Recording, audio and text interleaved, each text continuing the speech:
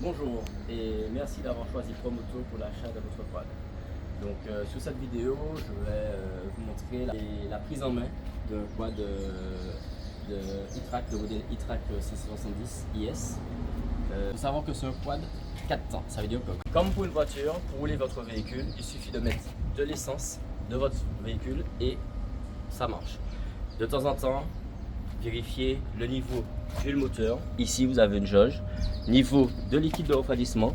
Ici aussi, vous avez votre base d'expansion. Une fois que vous êtes assuré que tout ça est bon, vous pouvez démarrer votre véhicule. Pour le démarrer, vous mettez en contact. Vous appuyez sur un des freins et vous startez. Voilà. Lorsque vous voulez éteindre le véhicule, vous l'éteignez avec la clé. Maintenant, je vous montre un peu les commandes au guidon. Ici, vous avez le klaxon, les feux de détresse, clignotant gauche, clignotant droite. Vous remarquerez qu'il y a une alerte sonore lorsque c'est activé. Ici, vous avez un quad qui a un 4x4. Ça veut dire que lorsque vous avez le bouton qui est ressorti comme il est là, on est tout le temps en 4-2. Donc, c'est la conduite habituelle du quad. Donc, rouler en 4-2. Et lorsque vous arrivez dans un endroit un peu compliqué, vous avez besoin de passer en 4x4, vous appuyez sur ça. Vous avez le voyant au compteur qui est passé sur 4WD, qui veut dire que là, vous avez vos 4 roues motrices. En plus, vous basculez le levier vers la droite et là, vous avez le blocage du différentiel. Donc là, vous appuyez dessus et là, vous avez le symbole qui vient de se mettre autour du 4WD pour dire qu'il y a un blocage de différentiel. Ça, c'est vraiment dans les endroits escarpés, mais en conduite normale, toujours rouler en 4-2 sans bloquer les différentiels. Donc là, je rappuie, je rebascule tout et je repasse en 4-2.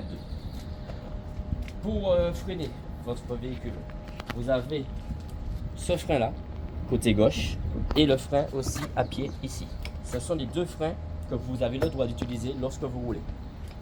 Ce frein ici, à utiliser uniquement comme frein à main. Alors comme c'est marqué sur là-dessus, je vous l'invite à vous rapprocher.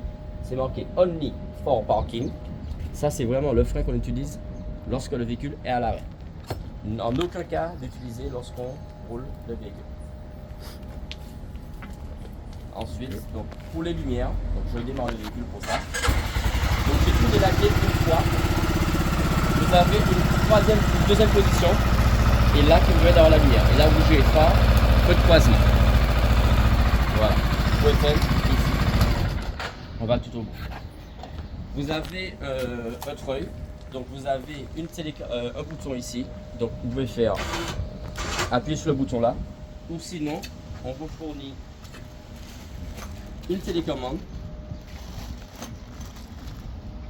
Donc vous pouvez même à distance, même si vous n'êtes pas posé sur le quad, vous pouvez utiliser votre treuil qui est placé juste devant.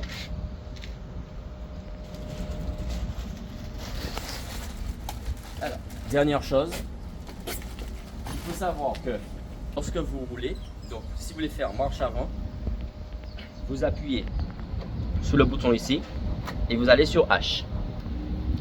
Lorsque vous voulez faire marche arrière, on stoppe d'abord le quad. Donc lorsqu'on veut passer d'une position à une autre, il faut absolument stopper le quad avant de repasser par exemple en marche arrière. Voilà, donc je vous ai montré le frein à main. Vous avez un frein parking supplémentaire juste ici. Et pareil, donc comme je vous disais, vous avez la marche avant là, mais vous pouvez utiliser aussi une vitesse lente. Donc pareil, dans des endroits un peu compliqués d'accès, le passage, donc vous avez la vitesse lente. Donc, mais utilisation normale, on va dire point mort, marche avant, marche arrière. Toujours stopper le véhicule dès qu'on veut changer de position. Dernière chose, ici pour ouvrir la selle, vous avez un levier ici, donc vous le soulevez là. Il n'y a pas grand chose forcément à voir, donc vous avez un petit coffre de rangement juste ici.